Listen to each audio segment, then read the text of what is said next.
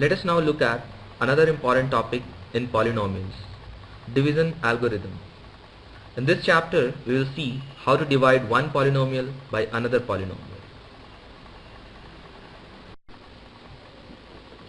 Let us now look at this cubic polynomial. Px is equal to 2x cube minus 5x square minus 14x plus 8. Now suppose that you are given x plus 2 is a factor of this polynomial. Then by dividing this polynomial px by x plus 2, you will get another polynomial. There are two methods actually. Let us first try to rearrange this polynomial to take out the factor x plus 2. Px can be rearranged as 2x cube plus 4x square minus 9x square minus 18x plus 4x plus 8. From the first two terms you can take out 2x square common. So 2x square into x plus 2. From the next two terms you will take out 9x minus 9x common. So you will get minus 9x times x plus 2. And from the last two terms take out 4 common. So you will get 4 times x plus 2. So you see that px can be written down as x plus 2 into another quadratic polynomial, that is 2x square minus 9x plus 4. Now this quadratic polynomial can be factorized by splitting the middle term. So you get 3 factors of this polynomial, that is 2x minus 1, x minus 4, x plus 2. So the zeros of this cubic polynomials are x is equal to minus 2 and x is equal to 4 and x is equal to half. Alternatively, you can divide the polynomial by x plus 2, that is a factor, to get another quadratic polynomial. So we can write down px is equal to 2x square minus 9x plus 4 into x plus 2. So 2x square minus 9x plus 4 is the quotient that you get when you divide px by x plus 2. You can further factorize this quadratic polynomial 2x square minus 9x plus 4 by splitting the middle term. Upon doing so, you will get the zeros of the cubic polynomial, which are x is equal to minus 2, x is equal to 4 and x is equal to 1 by 2. Let us discuss the method of dividing one polynomial by another in some detail. Before noting down the steps formally, let us take a very simple example. Let us try to divide 2x square plus 3x plus 1 by x plus 2. First write down the divisor and the dividend in the decreasing order of their power. Now the divisor first term, that is x, needs to be multiplied with 2x so that the entire term becomes 2x square plus 4x. If you subtract this from the dividend, you get minus x plus 1.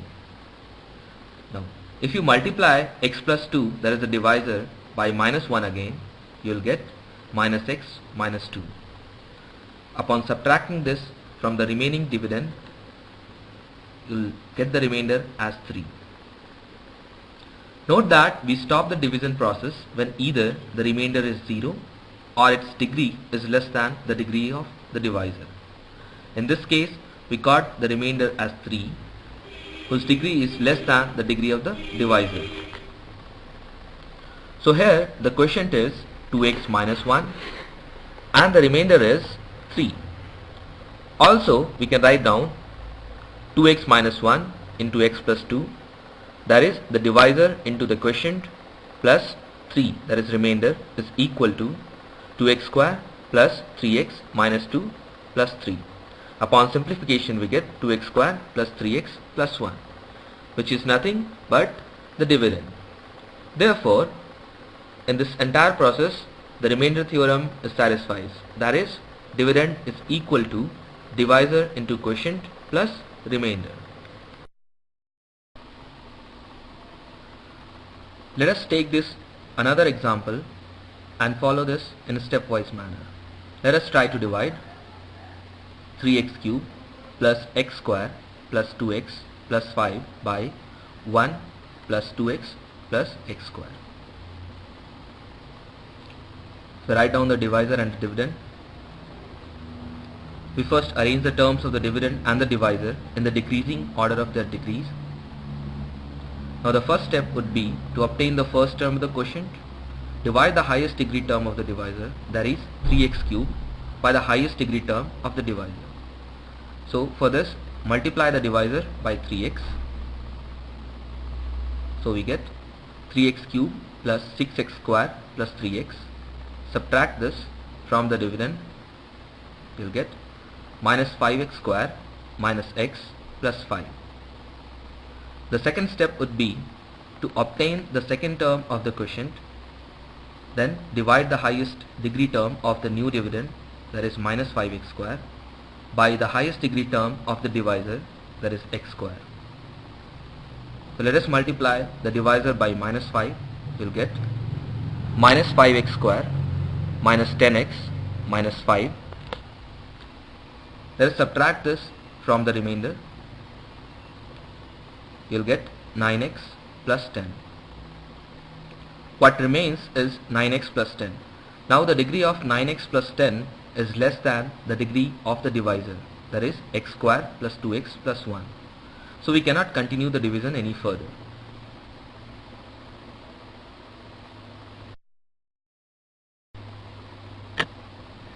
So the new quotient is 3x minus 5 and the remainder is 9x plus 10. Let us write down this in the remainder theorem format. So we get x square plus 2x plus 1, that is the divisor, into 3x minus 5, that is the quotient, plus 9x plus 10, that is the remainder. You will get 3x cube plus 6x square plus 3x minus 5x square minus 10x minus 5 plus 9x plus 10. Upon simplification you get 3x cube plus x square plus 2x plus 5. This is equal to the dividend.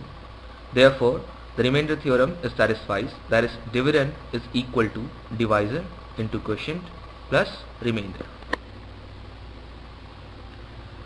Let's write down division algorithm for polynomials formally.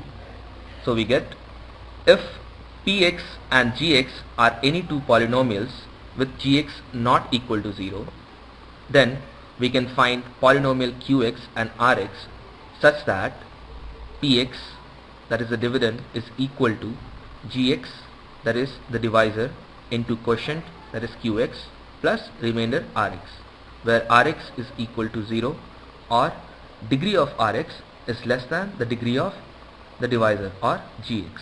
This result is known as division algorithm for polynomials. Let us revisit these steps. We first arrange the terms of the dividend and the divisor in the decreasing order of their degrees. Step 1 would be to obtain the first term of the quotient, divide the highest degree term of the dividend by the highest degree term of the divisor, then carry out the division process. Once this is done, step 2 follows. Now to obtain the second term of the quotient, divide the highest degree term of the new dividend by the highest degree term of the divisor. Again carry out the division process. In the third step, now check for the degree of the remaining term and the degree of the divisor. If the degree of the remaining term is less than the degree of the divisor, we cannot continue the division any further. But if it is the degree of the remaining term is more than the degree of divisor, you have to go to step 2 again and carry out the process once again. Let us take another example to understand this better. Let us try to divide 3x square minus x cube minus 3x plus 5 by x minus 1 minus x square. We first arrange the terms of the dividend and the divisor in the decreasing order of their degrees. So we write down minus x square plus x minus 1 divides minus x cube plus 3x square minus 3x plus 5. Step 1 would be to obtain the first term of the quotient by dividing the highest degree term of the dividend by the highest degree term of the divisor. So we get x multiplying the divisor by x, we get minus x cube plus x square minus x. Upon subtracting this from the dividend, we get 2x square minus 2x plus 5. And in step 2 of the division process, we have to obtain the second term of the quotient by dividing the highest degree term of the new dividend by the highest degree term of the divisor. So 2x square divided by minus x square gives minus 2. Upon multiplying the divisor by minus 2, we get 2x square minus 2x plus 2.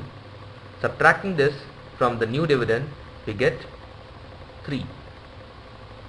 Note that we stop the division process when either the remainder is 0 or its degree is less than the degree of the divisor.